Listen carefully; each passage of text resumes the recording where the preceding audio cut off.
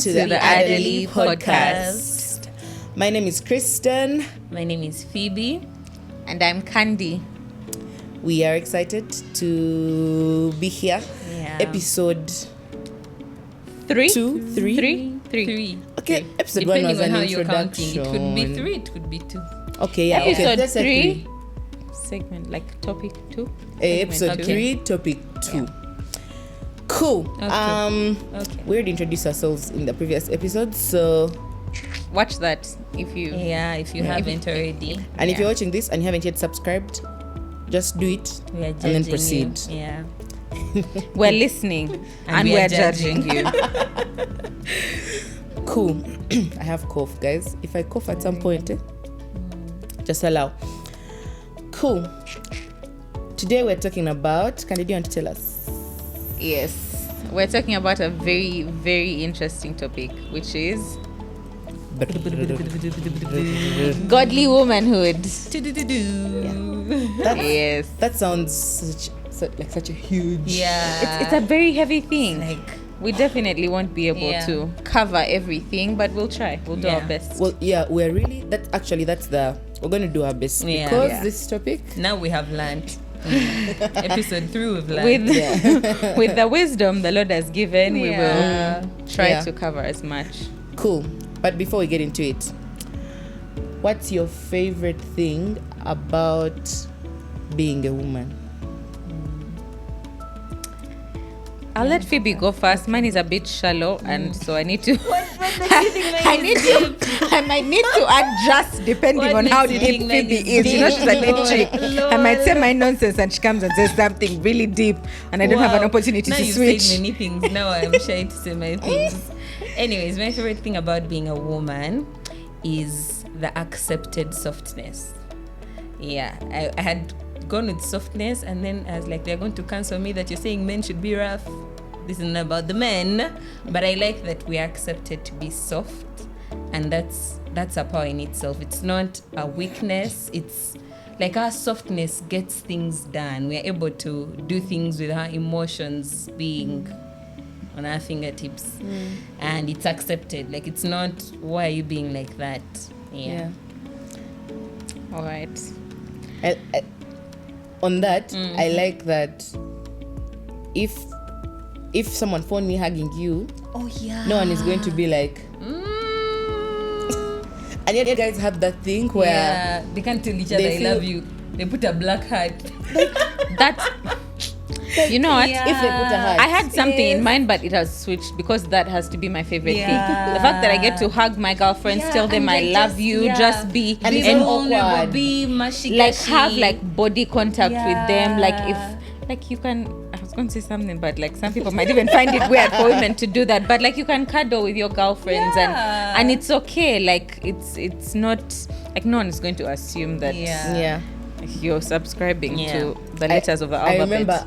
I remember there's a time we were in like a meeting. I think you were there, and my husband was there. I think with Jojo or something.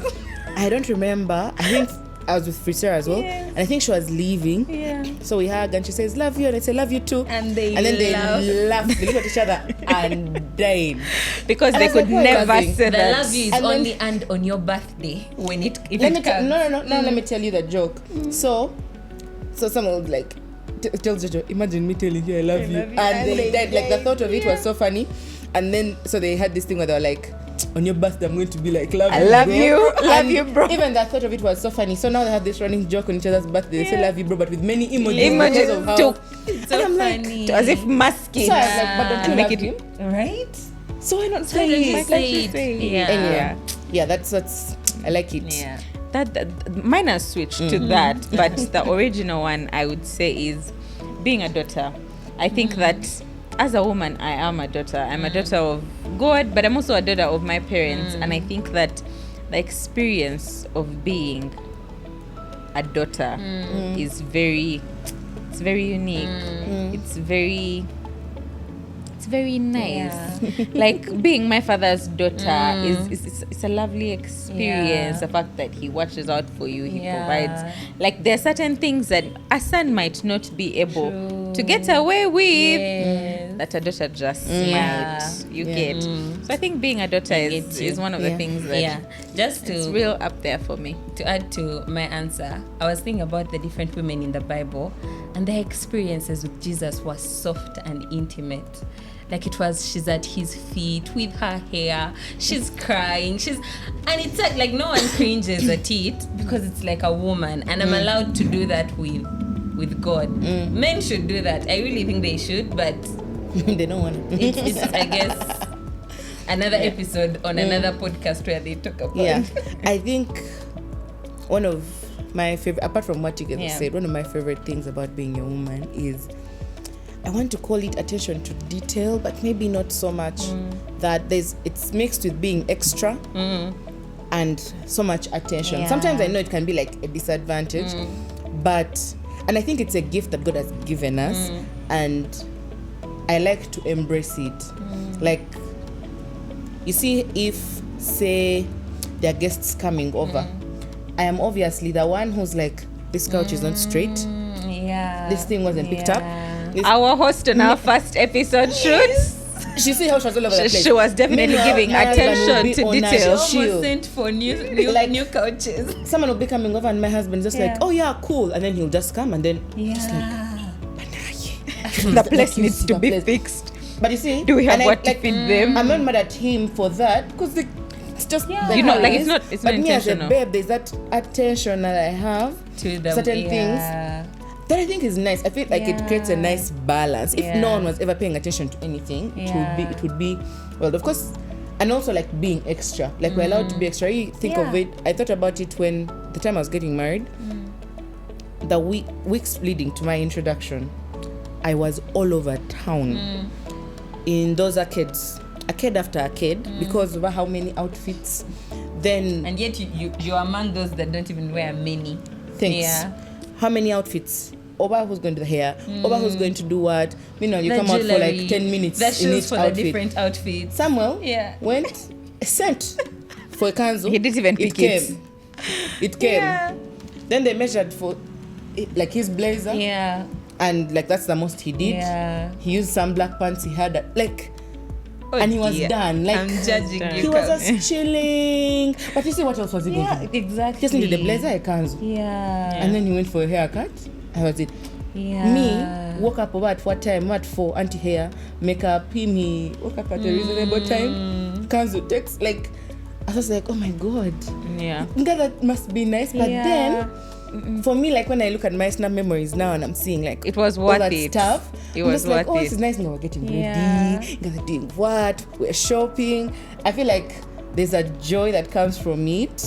That it's and hectic. the beauty. Like just look at us here. There are like earrings. There is hair. There are so many things that you get to to fuss about. Just even in the next life, I love that. Also, how wholesome our friendships are. That's a top one. Let's not go but back I think there. I'd really like to hear like what other people enjoy about being like a woman, because there are women that like really enjoy like really different things. So just in the comments, you tell us what's your favorite thing about being a woman. If you're a guy who's watching, it's okay. You can just say hi. No, you can just say hi. Or you can say everything about women. You get. I saw a tweet where this guy was saying how his wife changed his life. Like she was like, can you imagine she knows how to fold fitted bed sheets? So you can tell us what your favorite thing is. So now getting into our topic, godly womanhood. What is that even? What is a godly woman? What does that look like? What do you think? You wanna go first? Yeah, sure. Okay. I don't think that we can fully cover who a godly woman is, because I think that just like God is God and he has many aspects and characteristics, and saying that women are part of the image of God, the way you can't list all of God's qualities, but they're there and there are many. I think that's the same for a woman. But I think for me in this present moment, godly womanhood, I'll just share from I think 1 Colossians 1:10, and it's a prayer that Paul makes for the believers, I think both men and women, but it is also a prayer that I make for myself that I believe reflects like a godly person, but even still a godly woman. Yeah. And I pray it for myself as well. And First what? Colossians. Colossians. Sorry, Colossians 1. Sorry, Colossians 1:10. Forgive me. Colossians 1:10, and it's part of Paul's prayer that you may walk worthy of the Lord, fully pleasing Him, being fruitful in every good work, and increasing in the knowledge of God.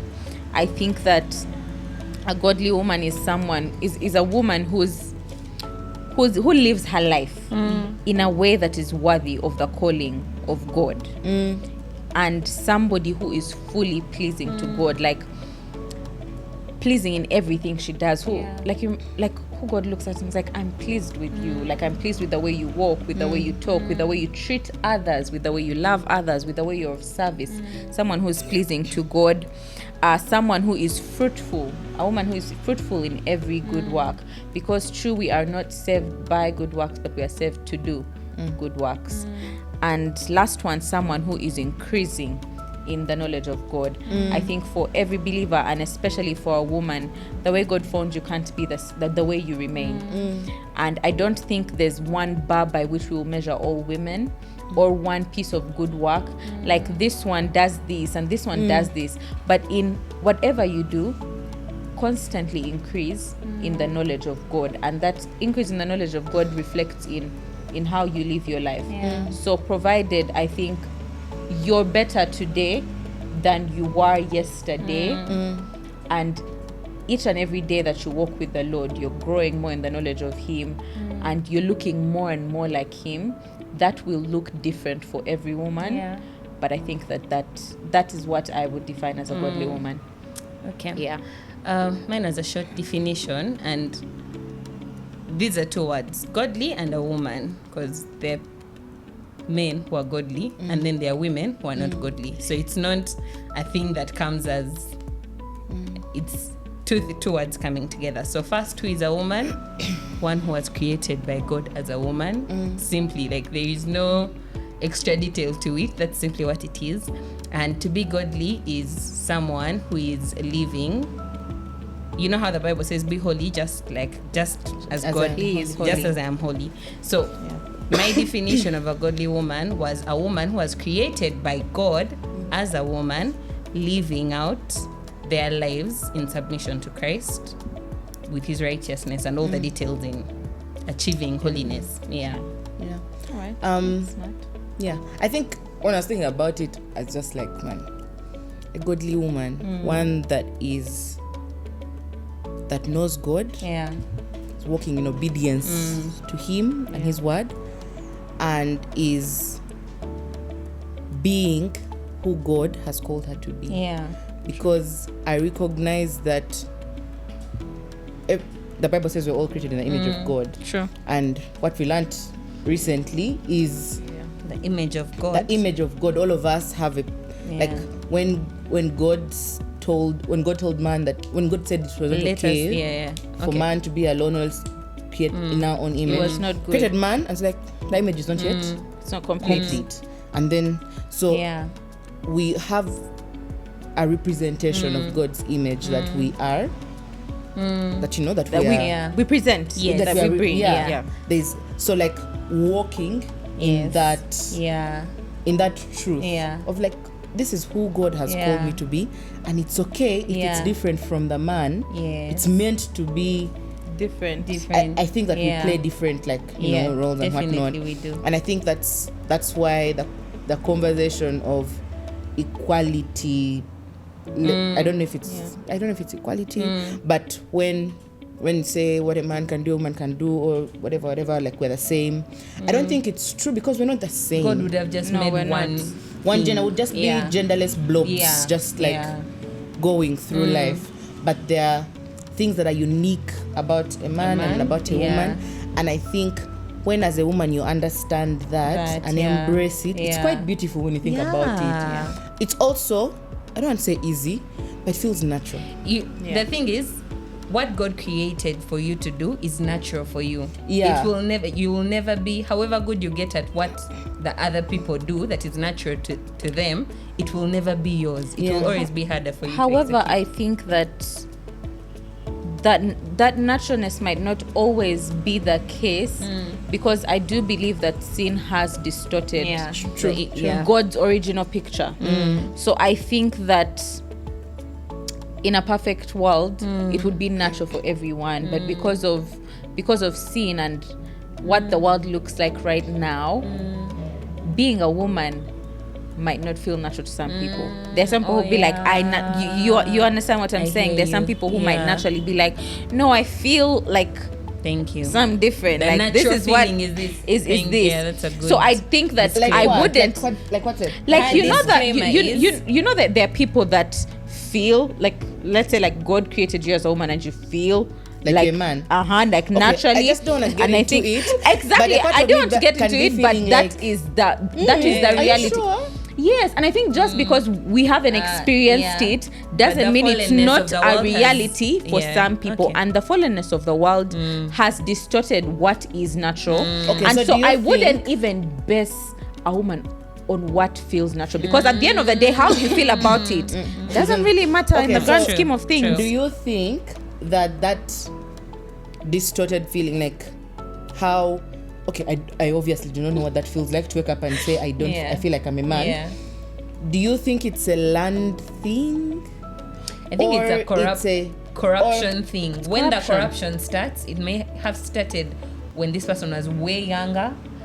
So then they feel like this their whole lives. Now it's natural to them.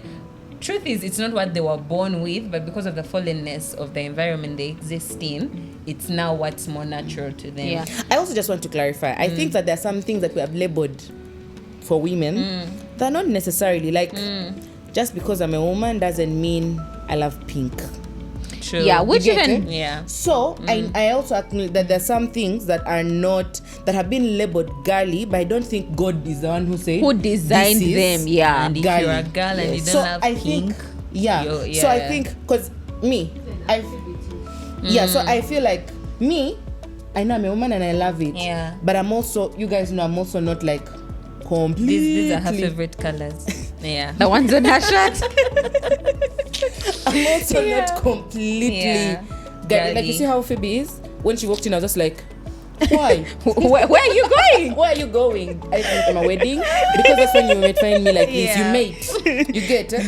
But that doesn't make me feel any less of a woman. I just like what I like. Okay, I like to do high energy activities. I like to zip line. Yeah. Like, you get that kind of stuff. I think it even speaks to what you said earlier about the fact that yes, women are very unique and created uniquely different from men.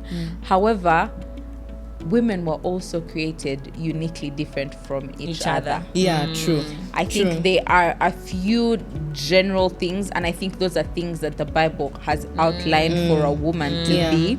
However, outside of that, I think God created each individual and each woman differently. And so I think that we should, one, desire to be who God has called us to be as women, but as individuals as well. Exactly. You know, because you uniquely, there's, and you display God's image in the way He created you, regardless of if you don't look like the next woman or if you don't act like that's her. True. And so I brought it up because like it has to be deeper than the superficial things or than likes, hobbies. Like it has to be deeper than that. So, and that's what I was saying, like the things I was saying, like it feels natural. It's beyond the I feel like I like pink, or I like construction work, which and there are women who are great at construction work, but so it has to be like, so I guess it's to examine who has God designed women to be. Like what is the biblical or what's that design? Because now we are trying to get past the I like these, I like to do my nails, I like to, but I really do the bigger picture. I know. I also I was telling someone, you see my nails, I'm on a nail break for God knows how long. I have to be. But I was telling someone the other day, I'll be having a bad day. But if my nails are done, It What just a day. it just makes The sky is that blue. Maybe it's vanity. the flowers smell great. smells so good. Like, and you know how tedious it is to do your nails? You can sit for Four. hours. 4 hours. hours. It's tedious, but I've never felt like I don't want to do it again because it's no. I enjoy it. I will book out the whole day. Like Thank that you. will be my program for the Yeah. whole day. What are you doing today, Candy? I'm doing my nails. Yeah. So beyond Yeah. that, of course there are people who don't like doing their nails, and that's okay. Yeah. But beyond that, what do you think was God's design For a woman. for a woman? Okay, so I know a lot of us understand the first woman being a result of Adam needed a woman. At least that's the misconception, I'll call it. But you had touched on this a bit in Genesis 1:26 and 7. Yeah, it says, then God said, let us make man in our own image and our likeness. They'll rule over the fish, the sea, so God created man in his own image. He created them in the image of God. He created them male and female. And as I was reading it this time, I was like, so God did not then think of creating a woman because he had created Adam. He intended to create man and woman. Like Eve was not a result of, oh, okay, Adam is alone. He doesn't like any of the animals. Let's now make Eve. Because that's usually that story that, the you story know, he that's looked for told. all, but because this is Genesis 1 before he creates man. So while he's creating man, he's creating woman, and for the purpose of in the image of God, in our likeness. How they play out, who comes first, who is created first, who is created next, is not what defines a woman. Because then it will take us to the bias we were talking about earlier, that when we think about a woman, the fact that the first woman that existed as a wife, like she doesn't have She season of arrived singleness. already. Thank Oh, you. we talked about it before the episode Yes, started. yeah. Then it makes it look like her purpose in life was to be Adam's wife. Yeah. That's what she was created. That's when we first see a woman. But a woman is in God's mind during creation, while he's saying, let us make man in our image, male and female, he created them. So that's, what was your question again? Because I think I've answered. Yeah. So that's I think God's design for a woman. It goes back to him creating a human being. I think there is the misunderstanding because the word the Bible uses the word man when it's talking about Both of them to mean a human being. So when it says that, let's make man, a lot of people like only consider it Assume. for the man, but a woman wasn't. I don't know if I'm making. I feel She like I was need in to create- God's original thought and plan. While he was creating, that was like God's design was, I'm going to create male and female. And why? For the image of God, like to create them in our image, in our likeness. Yes. So yeah. So okay. I think I guess it makes sense because the first one seems like he created and then he was like, it's not. Yeah. Oh, But but you see- it's not good for Adam. no, but to you see, be that alone. comes much later. Yeah. Yeah. Like Genesis 1:26 and 7 is the first time that we hear about a woman, and the first aspect in which God introduces a woman, as Phoebe shared, is man and woman created to reflect his image, because it says, and he made man and woman, and both of them together reflect the image of God. And I think that is why I don't think man alone reflects the image of God, Yeah, it doesn't, and yeah. woman alone Also doesn't. also does not Yes. reflect the image of Yeah. God.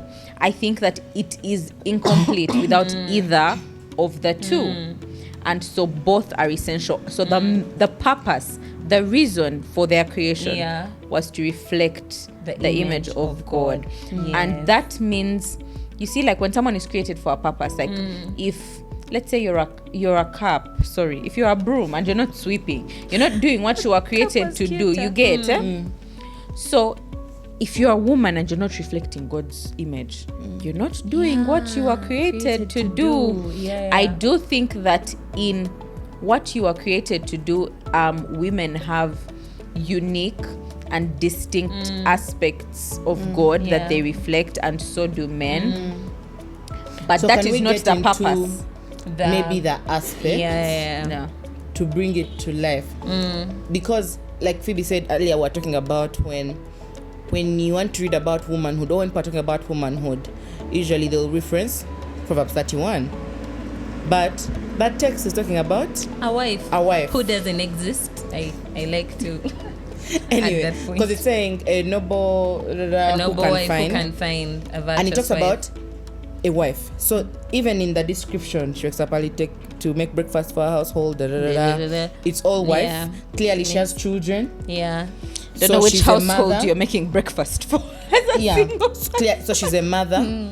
But what about the woman who's neither a wife or a mother? Does it mean that if you never marry or never have kids, then you're just for? Yeah. Which I don't think is true. Definitely. So we're talking about like how the conversation needs to shift. Like, as a woman, because you're in God, like you're complete. Like you have all you need as a woman, whether you have a husband or not, whether you have kids, children or not. And I'm saying that as a person who has a husband and a child, because sometimes it's easy, especially the way life is. It's easy to feel like when I get married and have kids, that's as a when woman. Now I'll be who God has called. Like you make that the purpose and not the goal and not a gift. Because I do think women have the unique gift and privilege of being wives.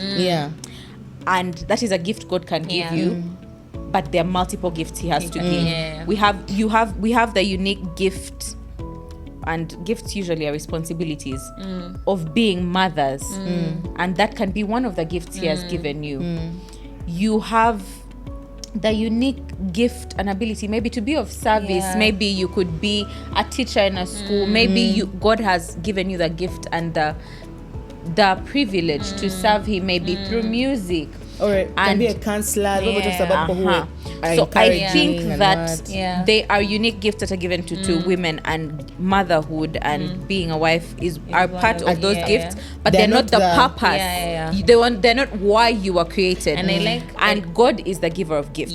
So He gives, He chooses, trust, and He chooses. So trust and believe He has given you, and the desire is that as women we'll appreciate the gifts we have been given, even if they don't look like the gifts other women have been given. And I like that you call them gifts, because again, marriage is being made to look like the reward. Like if you're a good single woman, you may earn the marriage, a good man, a good godly man. Like to get there, like it's as if a reward. But I like that you rightfully mentioned it's a gift. And the thing with a gift, it's not about who deserves it, who has earned it. The giver chooses who to give. Some very unrighteous women have received these gifts as the Lord so pleased. He has gifted them. And anyway, when you think about it, wonderful children. Who is deserving? When you think about it, in the none of us. Who? None of us. I actually don't like that word. No one is deserving. So it's really by grace. On birthdays, people are like, may you get everything you deserve. I'm like, what do you deserve? Hellfire. Do you know what? Because the truth is, if we get into what we really deserve, we deserve to burn in hell. We definitely do.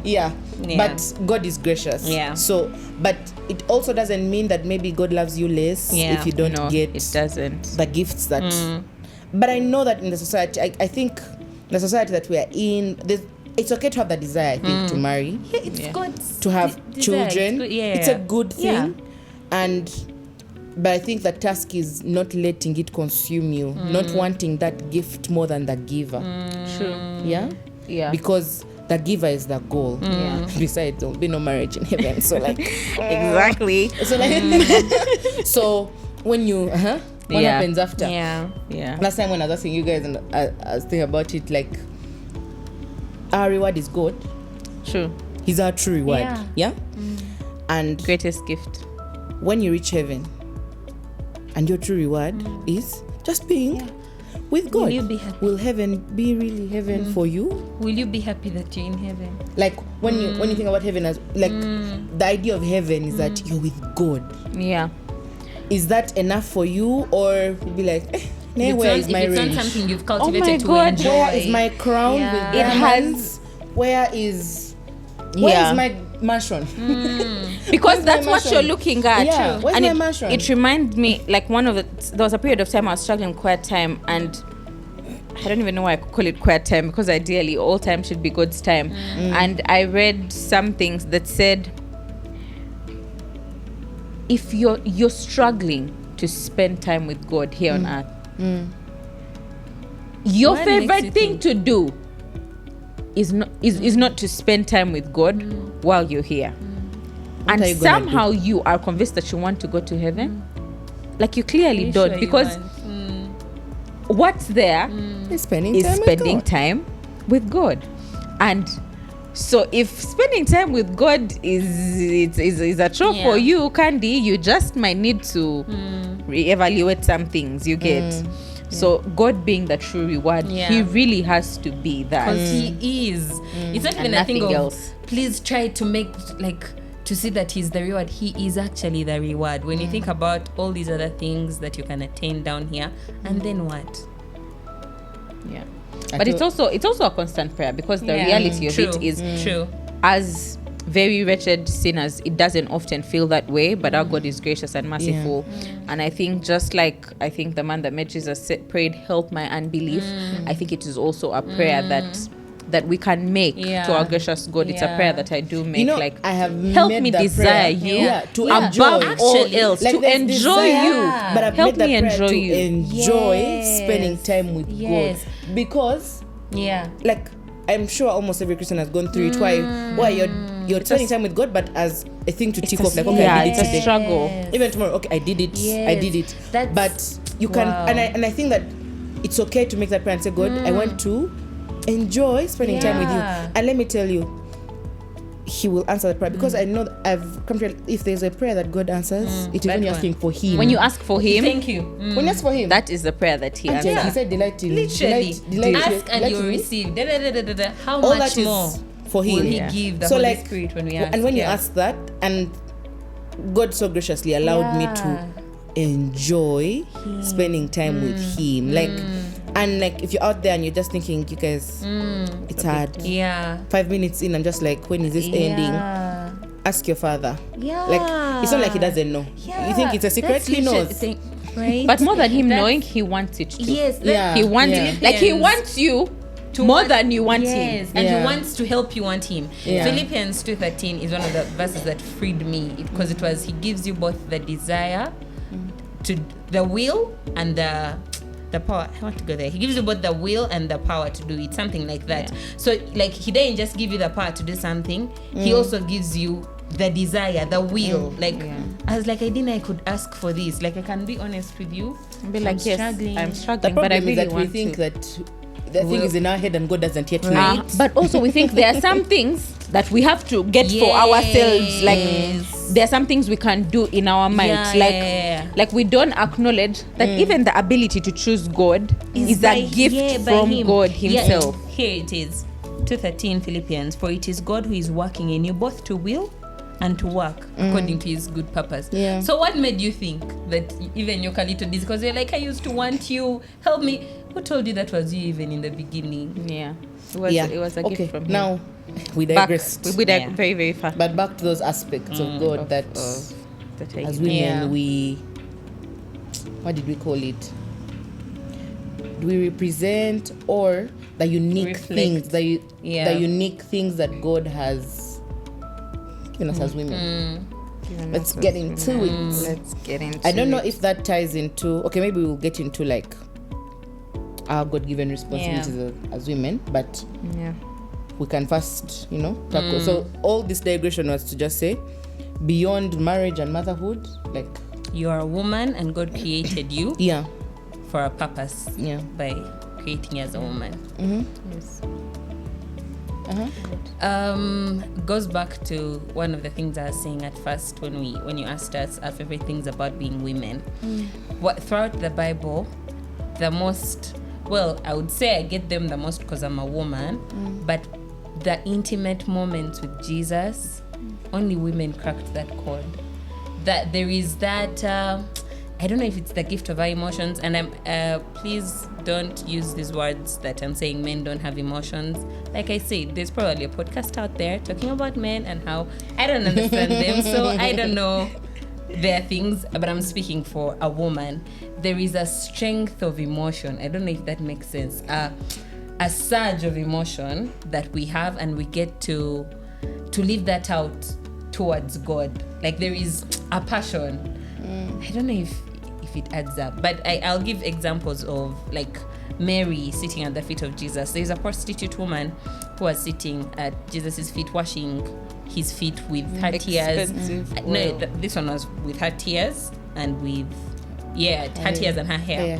And one of the Pharisees whispered to each other that if this guy was really the Son of God, he would have known the kind of woman that she's a prostitute. Yes, and then Jesus tells a parable of if someone has been forgiven 50 denaries, I don't know if the currency that we're using, and someone has been forgiven, I think 5,000, who will appreciate it more? And they were like, the one obviously who has been forgiven much. And he says, the one who has been forgiven much will love more. But I think women have an advantage of expressing that towards God. There is a surge. The words failed, but I promise you will get it. As a woman, I'm sure you get it. There is that privilege you have, and I know we're in a generation nowadays that is also encouraging men to embrace their soft side, which they should, but there is a place they cannot reach because they are not women. Candy. I think they are unique gifts, I said, that you will speak to as a wife and a mother, but I think one of the unique gifts is to glorify God.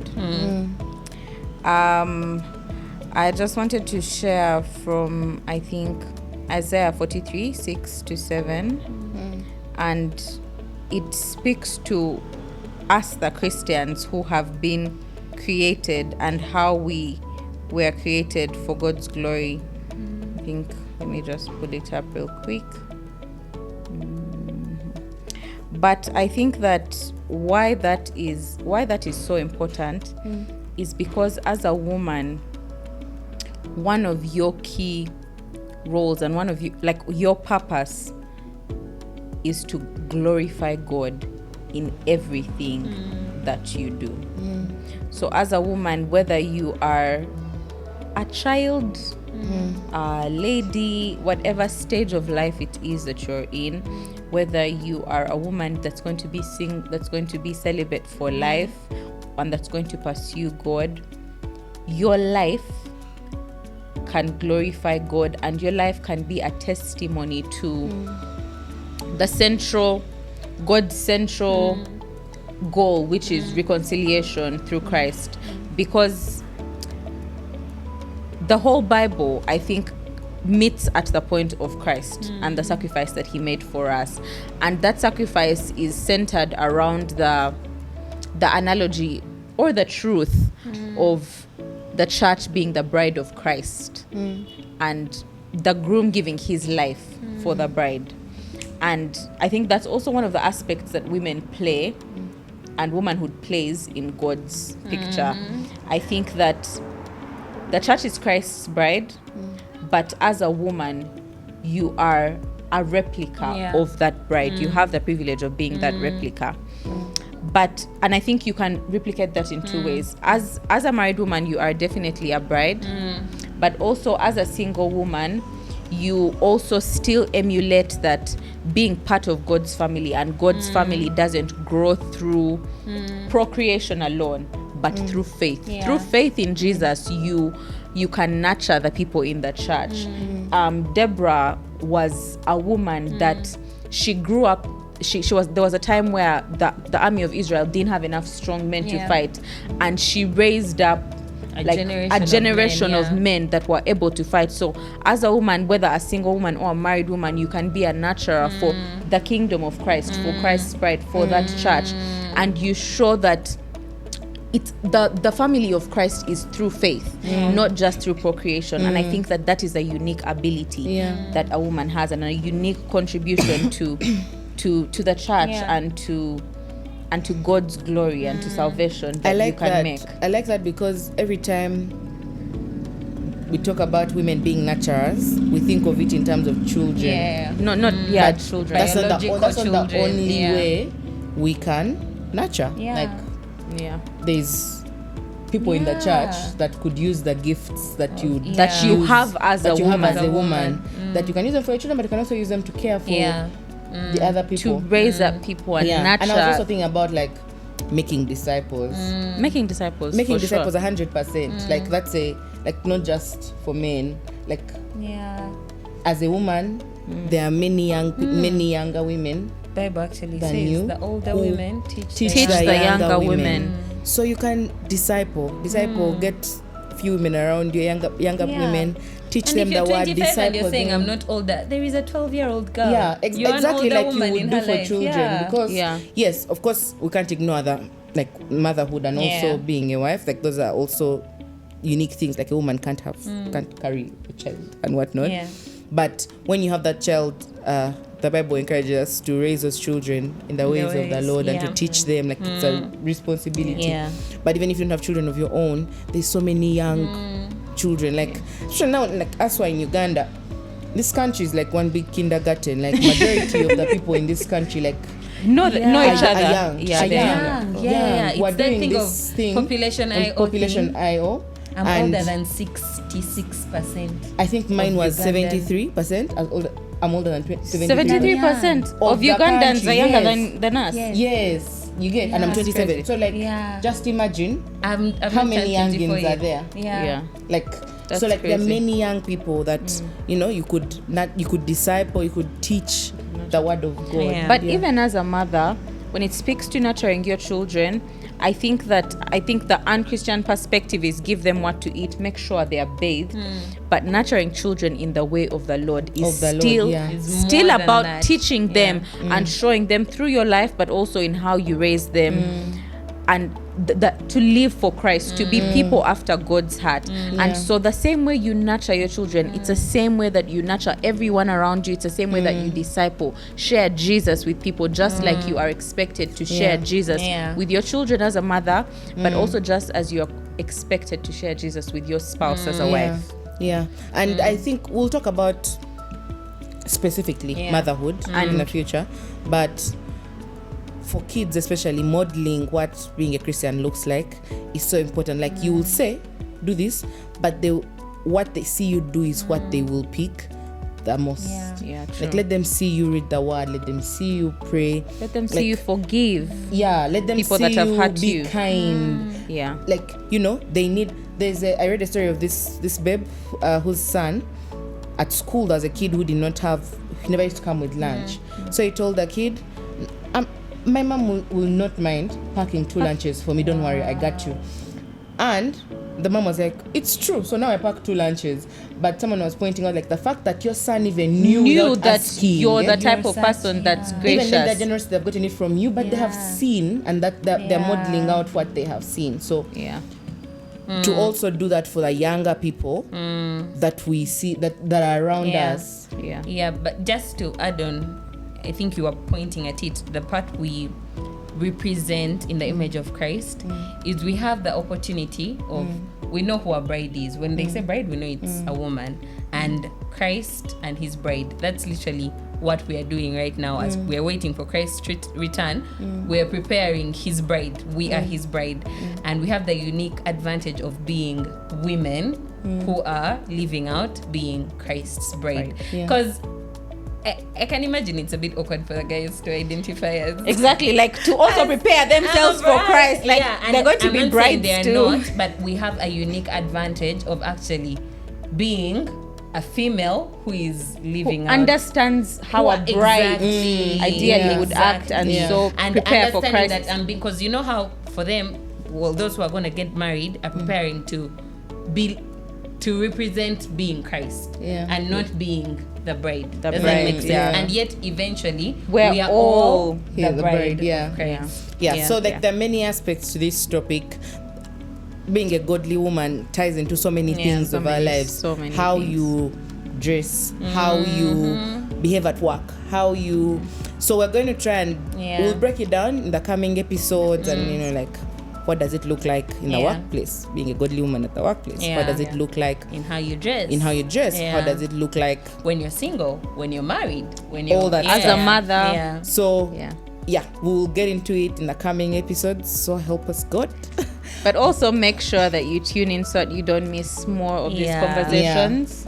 And don't forget to like, comment, and subscribe. We'd like to actually talk with the women we're actually talking to. Yeah, and follow us on Instagram, Adeli Girls. Yeah. I'll get that handle properly. Yeah. But thank you so much for watching or listening. It's been good. We'll catch you on the next episode. Bye. Bye.